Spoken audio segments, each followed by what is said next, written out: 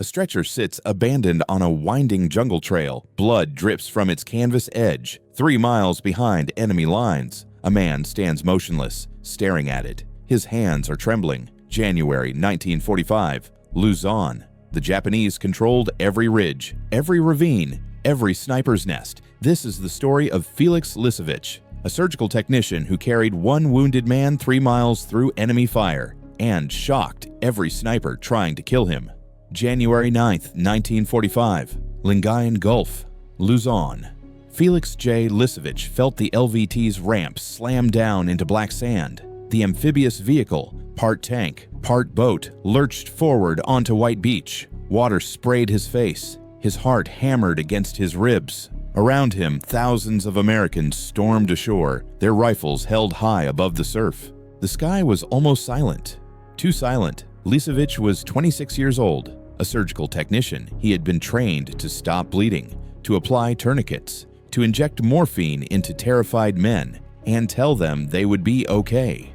He had not been trained for this specific moment, the moment when silence becomes more terrifying than screaming. He was part of the Medical Detachment 2nd Battalion, 132nd Infantry Regiment, one of roughly 30 medics assigned to nearly 500 men. In battalion terms, this meant 3 medics for every company. In practical terms, it meant that most dying men would die without seeing a doctor. Lisevich had known this statistic when he enlisted on July 10, 1943. He had accepted it. Now, standing on a beach in the Philippine Islands, that acceptance felt abstract, theoretical, wrong. The first shells hit at Air U-900, not incoming, outgoing. American artillery. The sky split open. Lisevich ducked reflexively, though the shells were being fired from beaches behind him. Waves of sound rolled past. His ears rang. Then the return fire started. Japanese artillery. The sound was different, sharper, angrier, closer. It came from the hills 2 miles inland. The sound of the war arriving. Lisevich's hands stopped shaking. This was what he had trained for, not the noise, not the fear, but the discipline of it. The ritual. When shells fell around a man, that man either panicked or he worked. There was no middle ground. In the medical detachment, work meant moving forward, staying low, finding the wounded who would inevitably appear. By WW 930, they had already appeared. The first casualty Lisevich treated that day was a private from Charlie Company with a sucking chest wound. The bullet had entered the man's upper right chest, just below the collarbone. Lisevich could hear the air bubbling through the hole as the man tried to breathe. This was a wound that would kill you in minutes, if not sealed. Lisevich had a petroleum jelly gauze packet in his aid kit. He pressed it over the hole. The bubbling stopped. The man's breathing became ragged but steady. Lisevich used tape to seal the edges, leaving one corner loose so the wound could drain without allowing air to escape with each breath.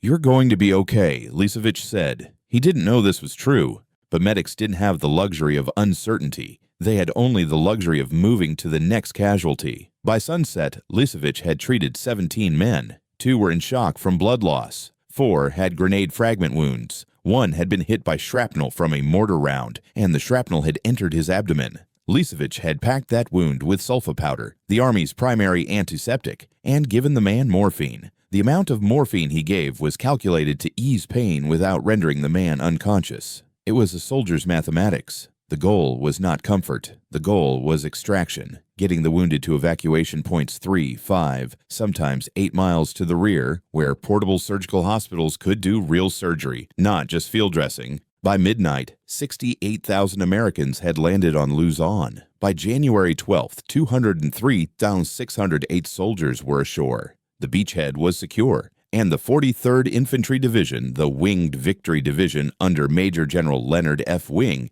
began pushing inland. Lisevich hadn't known when he opened his first aid kit on White Beach that the next 30 days would determine everything about who he would become. And if this story surprises you the way these facts surprise military historians, like the speed, the brutality, the courage that nobody talks about anymore, then a like would show us you want more histories this channel usually skips. Now, back to what happened next. The Japanese were in the hills. General Tomoyuki Yamashita had split his defending force into 3 groups. The Shobu Group, 152,000 strong, held the northern mountains. The Kembu Group held the western ranges. The Shimbu group defended Manila and the southern plains. Yamashita's strategy was deceptively simple. Do not attack. Do not counterattack wildly. Instead, create layered defense, ridge after ridge after ridge. Force the Americans to climb. Force them to attack uphill. Force them to die for every 1,000 feet of elevation gain. The terrain of northern Luzon was designed by a general who understood this strategy without ever having met Yamashita. Steep-sided hills, dense scrub vegetation on the northern slopes, thick jungle creating killing zones. The De Mortis Rosario Road ran east from the coast, through wooded ravines, sometimes across ridgetops, finally reaching open farmland near Rosario. The road was dominated on both sides by broken ridges and steep heights. To the south, grass-covered slopes. To the north, dense scrub growth. The whole landscape was designed to kill men slowly. The 2nd Battalion, 172nd Infantry Regiment, was assigned to take this terrain. Along with the rest of I Corps, they would screen the left flank of the invasion, prevent counterattacks from the north, and eventually push toward Baguio and the mountains beyond. It was supposed to take a few weeks. It took months. On January 14, 1945, elements of the battalion made contact with Japanese defenders near Blue Ridge, overlooking the De Mortis Rosario Road. The ridge rose like a broken tooth from the jungle. Bare rock, steep slopes. Japanese soldiers had fortified every position. Machine guns covered every approach. Snipers were positioned in the scrub growth.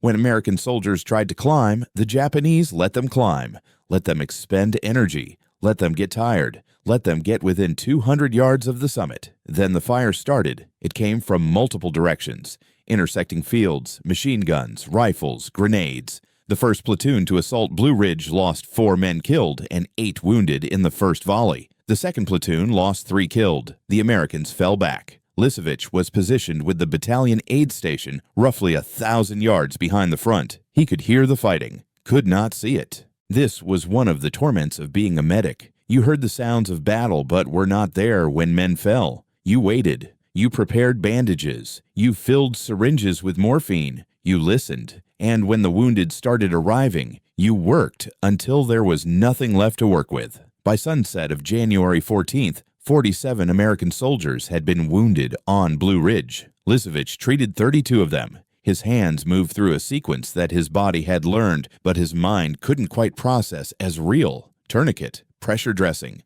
sulfa powder, morphine, evacuation tag, next casualty. The tags tracked who had received what treatment. Without the tags, a soldier might receive morphine twice. Or not at all. The tags were written in pencil. Some of them got wet. Some washed away in the blood. Lisevich didn't think about the names on the tags. He couldn't. If he had thought about names, he would have stopped working. By January 15th, the battalion had received reinforcements, engineers, additional infantry from the 158th Regimental Combat Team. Artillery support increased. The Americans attacked Blue Ridge again. This time they took it. The Japanese fell back to the next ridge, 2 miles inland. The cycle repeated. Attack, casualties, withdrawal, regroup, attack again. Forward progress was measured in yards per day, sometimes in inches. The terrain didn't allow for anything else. By late January, something extraordinary had happened. The 43rd Infantry Division, led by a Vermont National Guard officer, Major General Leonard Wing, who had proven himself the finest combat commander in northern Luzon, had overrun 125 artillery positions. They had killed more Japanese soldiers than all the other divisions combined. They had lost 128 men killed in action, 4,000 wounded, but they had held the line. And by February 13th, they had taken Rosario, then Sison, then Pozzo Rubio. And the casualties kept coming. Lisevich had now treated over 300 wounded men. His aid kit had been restocked 6 times. His fingers bore scars from paper cuts made by evacuation tags. His uniform was stained with blood that no amount of washing would remove. He had stopped noticing hunger. He had stopped noticing the heat. He had stopped noticing that he hadn't slept more than 4 hours a night in 37 days. He had become precisely what the Army Medical Department had designed him to become, a man whose sole function was to keep other men alive long enough to be evacuated. A human bridge between the front line and the field hospital. But Felix Lisevich was about to become something else entirely. The incident that would later earn Lisevich the Bronze Star happened on a nameless hill overlooking the Rosario de Mortis Road. The date was February 8, 1945. The weather that morning had been clear. The temperature climbed to 92 degrees by noon. Humidity created a visible shimmer over the jungle canopy. The 2nd Battalion was pushing east toward a series of positions held by the Japanese 2nd Infantry Regiment. Intelligence suggested the positions were lightly held. Intelligence was wrong. At 00:30, the first wave of American soldiers, roughly 80 men from 3 platoons, started up the hill. Machine gun fire erupted immediately. The Japanese gunner had waited until the Americans were 90 yards up the slope. At that distance, every burst was effective. 6 men fell in the first volley. The Americans returned fire. More Japanese grenades came rolling down the slope. One grenade detonated 20 yards to the left of the main assault column. Shrapnel sprayed outward in a lethal radius. A private named Coleman took fragments in both legs. Another soldier took shrapnel in his shoulder and arm. A third was hit in the hip. All 3 fell within 30 feet of each other. This was when the radio man called for medical support. Lisevich was 600 yards downslope when he heard the call. He grabbed his aid kit, grabbed 2 litter bearers, enlisted men trained specifically for casualty evacuation, and he moved upslope into active fire. The climb took 8 minutes. Every second felt like a year. Bullets were hitting the dirt, hitting trees, creating a sound like distant thunder. Lisevich's heart was hammering so hard he could barely breathe, but his mind was calm. This was the moment he had been training for since he enlisted. This was why he was here. He reached Coleman first. Blood was soaking through the soldier's trousers. The wound was bad. Lisevich could see the white of Coleman's shin bone where the shrapnel had torn through tissue. Lisevich applied a tourniquet just above the knee, twisted it tight. Coleman screamed. Lisevich held the tourniquet steady and spoke in a voice that carried no doubt. "You'll live," he said. "I promise you'll live." It took 40 seconds to fully treat Coleman's wounds. Pressure dressing, sulfa powder, evacuation tag, noting the tourniquet, the location, the time it was applied. Critical information because a tourniquet left too long would mean amputation. The 2nd casualty, Private Martinez, had arm and shoulder wounds. Lisevich cleaned the wounds, applied pressure dressings, injected morphine. The 3rd casualty had a hip wound that required 2 pressure dressings to control the bleeding. All told, Lisevich spent 9 minutes in active fire, treating 3 men. 9 minutes that felt like 9 hours. But this incident was not what would shock the Japanese snipers. What happened next would not have happened without those 3 men, without Lisevich's treatment, without his refusal to accept that any of them were beyond saving. The battalion regrouped. The assault continued. By 1600 hours, the hill was secured. The Japanese had fallen back again, and one of those 3 men, a private whose name Lisevich would later struggle to remember, had a wound that required something impossible. At 1730 hours, a runner found Lisevich at the battalion aid station. "Medic, Captain needs you. One of the wounded from this morning, the one with the leg wound. Coleman. He's conscious, but he's bleeding from the inside. They want to evacuate him, but the trail is compromised. Snipers are all over it." The captain says, "If you're willing, there's a 3-mile trail down to the evacuation point, but it goes through the worst terrain we've got. No cover, exposed, and the Japanese know the trail." Lisevich had made a promise to Coleman that morning. The promise had been tactical, a medic's promise designed to keep a soldier from going into shock through fear, but it was also a real promise, and Lisevich was a man who understood the difference. He walked to the litter where Coleman lay. The soldier was pale. His lips were almost white. Internal bleeding. The tourniquet had worked. The bleeding from the wound site had stopped, but a major artery might have been nicked. Blood might be accumulating in the tissue spaces inside the leg. Coleman might be dying from the inside, even though the outside was stable. "We're going to move you," Lisevich said. 3 miles down a steep trail. It's going to hurt. The Japanese know this trail. We might take fire, but I'm going to be with you the entire way." Coleman nodded. He was 23 years old. His jaw was clenched against pain. His eyes were clear. "Okay, Doc," he said. Lisevich assembled the evacuation team. 2 litter bearers, the strongest men in the company. 2 infantrymen to provide security. 5 people total. They lifted Coleman onto the stretcher, and they began moving downslope into terrain that would have been difficult without a wounded man. With Coleman, it became a nightmare. The trail descended through dense scrub vegetation. Trees that had been scorched by artillery fire reached out like skeletal fingers. The slope was so steep in places that the litter bearers had to move sideways, using trees to steady themselves. Coleman gritted his teeth with every movement. His jaw was locked. Sweat poured down his face, but he didn't scream, didn't cry out. They had gone perhaps half a mile when the first shots came. Japanese snipers, hidden in the vegetation, elevated positions that overlooked the trail. The shots cracked past. One bullet hit a tree to Lisevich's left. The sound of the impact was like a whip. One of the infantrymen, Private Rodriguez, fell. Blood appeared on his upper arm, but the team didn't stop. Lisevich gestured at Rodriguez. "You can still carry." "Yes, sir." "Then we keep moving."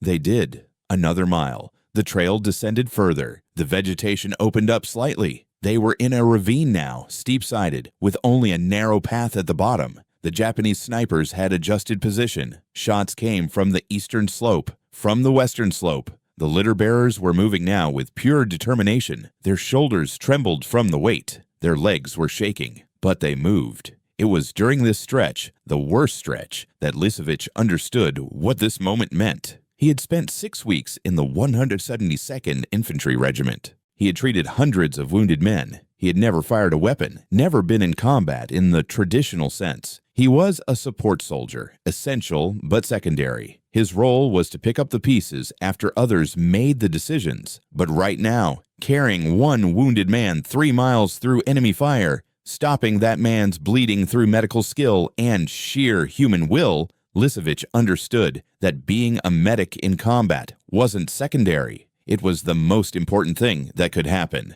because death didn't care about decisions. Death didn't distinguish between infantry and support. Death only knew that a man was alive in one moment and not alive in the next. And Lisevich had promised this man he would live. The final mile was the worst. Coleman's leg had swollen significantly inside the tourniquet. The restricted circulation was creating tissue damage. Lisevich knew this, knew that every minute the tourniquet stayed on was tissue destroyed permanently, knew that by the time they reached the evacuation point, Coleman's leg might be beyond saving, might need to be amputated despite everything Lisevich had done. But the alternative was leaving him on the hill. They reached the evacuation point at 2110 hours. The portable surgical hospital had been set up in a clearing 200 yards from where the trail ended. Surgeons were standing by. Anesthesia was prepared. Within moments of their arrival, Coleman was moved to a surgical table under canvas, inside a tent lit by hurricane lamps. A surgeon, a captain whose name Lisevich never learned, examined the leg carefully, felt for breaks, checked for arterial damage. "Tourniquet came off the trail," the surgeon said. "Yes, sir, approximately 15 minutes ago." The surgeon nodded. He looked at Lisevich with an expression that Lisevich would remember for the rest of his life. Not gratitude, not accusation, simply understanding. The understanding of one man who understood what another man had chosen to do. "You got him here in time," the surgeon said. "The arterial damage is limited. The leg is salvageable. Good work, soldier." Coleman lived. His leg didn't require amputation, and Lisevich, standing outside the surgical tent in the darkness, finally allowed his body to feel the weight of those 3 miles. His hands were shaking again, but Lisevich wasn't done. Coleman was one man. 30 days had passed since he arrived on Luzon. 30 days of casualties. 30 days of promises made and kept. The battalion continued to push inland. The Japanese continued to fall back, fighting for every ridge, every ravine, and the snipers continued to operate, hidden, patient, waiting. By late February, the 43rd Infantry Division had secured the major Japanese defensive positions around Lingayen Gulf. They had pushed inland nearly 15 miles. The major casualties were decreasing, but scattered combat continued. Japanese soldiers who had decided to die rather than retreat. Japanese snipers who refused to believe the war was already lost. It was during this period that Lisevich encountered the sniper. The man was hidden in a tree, approximately 300 yards from where the 2nd Battalion was consolidating positions near the Route 3 Route 11 junction. Lisevich didn't see him, only saw the impact. A private named Harrison took a bullet through the upper chest. The bullet entered just below the collarbone and exited through his back, a through-and-through wound. sucking chest wound, the same as Lisevich had treated on White Beach weeks before. Lisevich was closer than anyone else. He sprinted forward, moving down slope toward Harrison's position. No cover, no thought given to preservation. The sniper fired again. The bullet hit the ground 3 feet in front of Lisevich. Dust exploded. Lisevich kept running. The sniper fired a third time. This bullet would have hit Lisevich in the head if his attention had not been focused on reaching Harrison. Instead, it passed approximately 6 inches above him, close enough that he heard it pass, close enough that he felt the wind. Not close enough. Lisevich reached Harrison, applied the petroleum jelly gauze, sealed the wound, used tape to leave one corner loose for drainage, gave the man morphine, applied an evacuation tag, and then Lisevich stood up. The sniper should have fired. Instead, there was silence. Lisevich stood in the open, looking toward the tree where the sniper was hidden. For approximately 10 seconds, nothing happened. Then a single shot. This one aimed directly at Lisevich's center mass. The bullet hit a rock 3 yards to Lisevich's left, ricocheted, and disappeared into the jungle. It was only after everything was over that Lisevich realized what had just happened. The sniper, the Japanese soldier hiding in the tree, had aimed a kill shot at him. And missed. Not because Lisevich had moved, not because the sniper was inexperienced, but because at that exact moment, a lieutenant from the 2nd Battalion had fired a rifle round that struck the sniper's arm, forcing the shot off target. The sniper fell from the tree. He was dead before he hit the ground. The lieutenant had shot him cleanly, the bullet striking him at the base of the skull. Professional work. 1 shot, 1 kill. By the time Lisevich reached the sniper's body, Japanese reinforcements were already falling back. The moment had passed. What Lisevich found on the sniper's corpse shocked him. The man was 47 years old. His uniform was tattered. His boots had no soles. He was wearing grass woven into a makeshift shoe. His rifle was a Type 38 Arisaka, the standard Japanese infantry rifle. But what shocked Lisevich was the sniper's face. His eyes. The expression was not rage, not fanaticism. The expression was something else, something that looked like relief.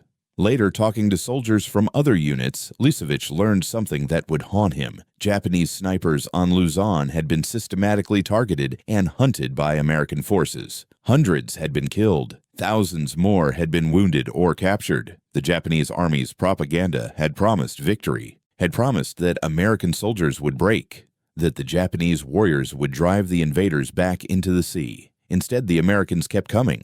The snipers kept shooting.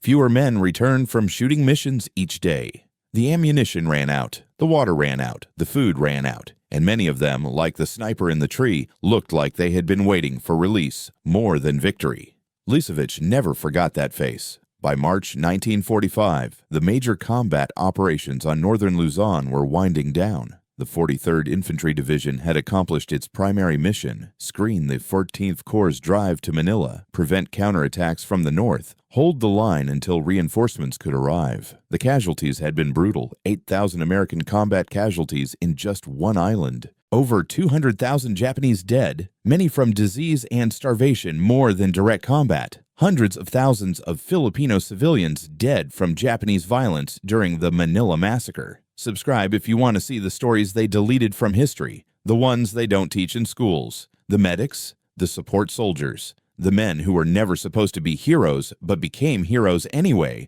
because the moment required it. Subscribe so the algorithm knows you want more of these stories, more of the truth. Lisevich's wounding, the grenade shrapnel that would later result in his Purple Heart, occurred on March 3, 1945. The battalion was consolidating positions near a small village that had been abandoned by Japanese and Filipino civilians alike. Lisevich was helping to establish a forward aid station, setting up supplies, organizing morphine syringes, ensuring the portable surgical hospital nearby had direct communication with the front line. At 1400 hours, a Japanese position that was supposed to have been cleared opened fire. It was a reversal of typical combat operations. Usually, American forces pushed forward and Japanese forces retreated. But sometimes, especially late in the campaign, the Japanese would leave small holding parties behind. 4 or 5 soldiers, machine gun, hand grenades, instructions to hold as long as possible, and then fall back. It was a delaying tactic. It didn't save territory, it didn't win battles,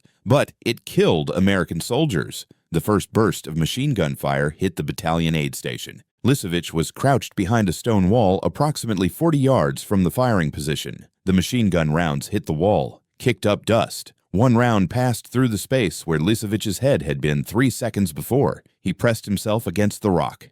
And then the Japanese threw the grenades. They came in a volley. 3 grenades tossed down slope toward the aid station. 2 of them detonated 30 yards away. The third detonated closer, approximately 20 yards. The blast rolled across the position. The shrapnel, fragments of metal torn apart by the explosive charge, sprayed outward in a lethal pattern. Lisevich felt the impact in his left shoulder and left side. The shrapnel entered his body like hot needles. He fell against the wall, tried to assess the damage. His left arm was still functional. His left side burned, but felt intact. Nothing felt like it had penetrated deep. One of the infantry soldiers near the aid station, Private Carson, had been hit worse. His right leg was bleeding from multiple shrapnel wounds. Lisevich, despite his own bleeding, moved to Carson's position and applied pressure dressing, applied tourniquet, gave morphine. "You'll be okay," Lisevich said. By this point in the campaign, he had said this so many times to so many men that it had become simply what medics said. A ritual phrase. But something in Lisevich's voice, some quality of absolute certainty, made men believe it, made them able to survive the next few minutes, made them able to hold on until evacuation. Carson survived. Lisevich was evacuated to the portable surgical hospital with penetrating shrapnel wounds in his shoulder and left side. The surgeon removed the visible shrapnel. Some fragments were too deep or in positions too dangerous to remove. They would remain in Lisevich's body for the rest of his life. Small, painful reminders of a moment on March 3, 1945. He was awarded the Purple Heart for his wounds, but the awards Lisevich truly valued came later. By May 1945, the major combat operations on Luzon had ended. The Ipio Dam had been secured. The remaining Japanese forces had either been killed or had retreated into the mountains to continue fighting even after the official war ended in August. The 43rd Infantry Division had seen nearly continuous combat for over 4 months. They had suffered 6,026 battle casualties. They had killed an estimated 12,000 Japanese soldiers. And they had somehow, through skill, luck, leadership, and the willingness of men like Felix Lisevich to do impossible things, held the line.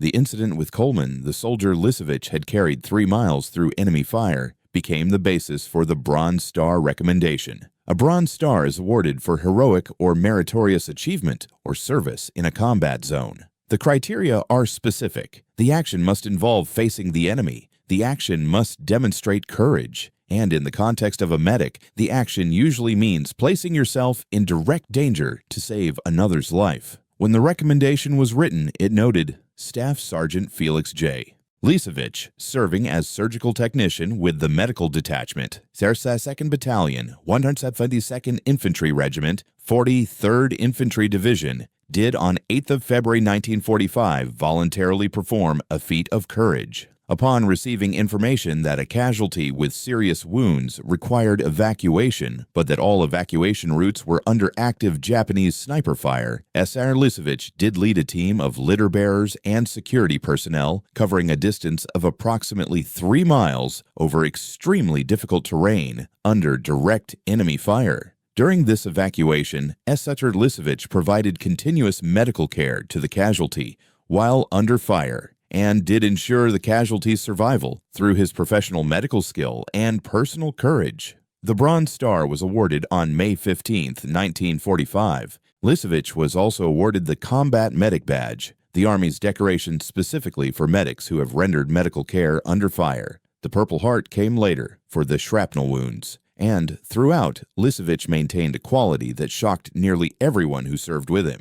He didn't believe he had done anything extraordinary. When asked why he had carried Coleman 3 miles through enemy fire, Lisevich's response was simple. I told him he'd live. I'm a man of my word.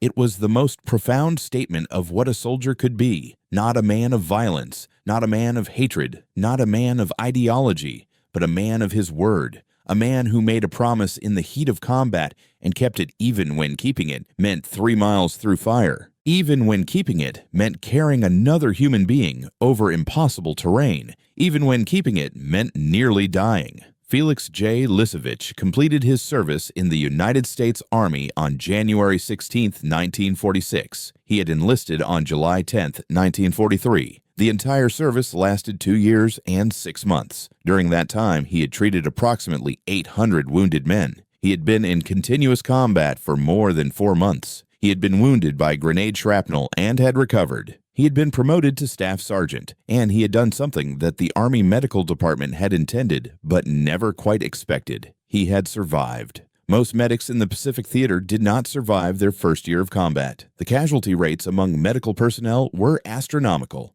According to studies conducted after the war, divisions with 6 months of severe combat suffered nearly 100% casualty rates among company aid men. This meant that nearly every medic was either killed, wounded, or evacuated for medical reasons within 6 months. Lisevich exceeded this expectation by surviving twice as long. The 43rd Infantry Division, the Winged Victory Division, went on to occupation duty in Japan after the war ended on August 15, 1945. The 2nd Battalion, 172nd Infantry Regiment participated in this occupation. By September 1945, they were boarding transport ships to return to the United States. Lisevich arrived back in the United States in October 1945. He was discharged at Camp Stoneman, California, along with thousands of other soldiers whose names would never appear in history books, who would never be memorialized, who would simply return to civilian life carrying the weight of what they had seen. But Lisevich carried something else too, the knowledge that a single promise kept, a single act of courage, a single decision to do the impossible, could change the course of one man's life. The Japanese snipers on Luzon knew the names of some American soldiers. They knew the names of officers. They knew the names of legendary soldiers like the men who participated in the Cabanatuan Raid, a daring rescue that freed over 500 American prisoners of war from a heavily guarded camp 30 miles behind enemy lines. But they did not know the name of Felix J. Lisevich. Yet what he did, carrying one wounded man 3 miles through enemy fire, shocked those snipers as much as any act of heroism they witnessed, because it represented something that Japanese military culture did not understand, that in American combat, the support soldiers were as important as the combat soldiers, that a man trained to save lives was as respected as a man trained to take lives. That courage came in many forms, and one of those forms was a surgical technician with a wounded soldier on a stretcher, walking downslope through fire, refusing to accept that the war had killed anything inside him. When the war ended, Lisevich was 96 years old. He had lived 70 years since those 3 months on Luzon, 70 years of civilian life, a family, a career, grandchildren, all the ordinary miracles that a man earns when he survives, when he keeps his promises, when he refuses to surrender to fear. The Japanese snipers who tried to kill him were long dead. Most had died on Luzon, some had died on other islands. All of them had died believing that surrender was impossible, that victory was assured, that the Americans would eventually break. Felix Lisevich never broke, not under fire, not when carrying a wounded man 3 miles through the jungle, not in the 70 years that followed, when the nightmares came and the pain in his shoulder never fully healed. He did not break because he had learned something in the medical detachment of the 2nd Battalion, 172nd Infantry Regiment, 43rd Infantry Division. He had learned that keeping one man alive, one promise at a time, was itself a form of victory. It was not the kind of victory that history remembers. It was the kind that only the men who were there, who bled, who killed, who saved, who survived, would understand. It is the kind of victory that this generation desperately needs to remember.